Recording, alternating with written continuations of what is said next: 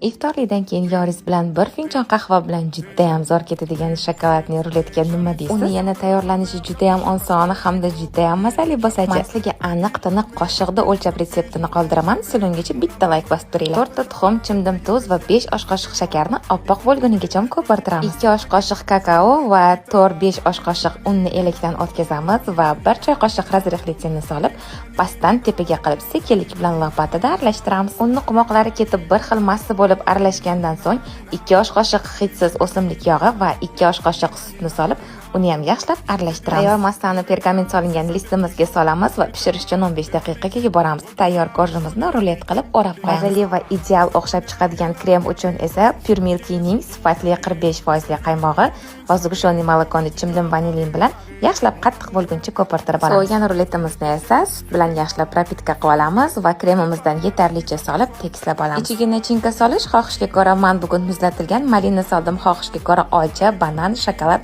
yong'oq qo'shsanglar bo'ladi. Zich qilib ruletimizni o'rab 2 soatga xolodilnikka olib qo'yamiz va ustini xohishga ko'ra bezatamiz. Eng chiroyli idishlarimizga solamiz va yorimiz bilan iftordan keyin mazza qilib tanovul qilamiz. Albatta tayyorlab ko'ring. Yoqimli ishtaha.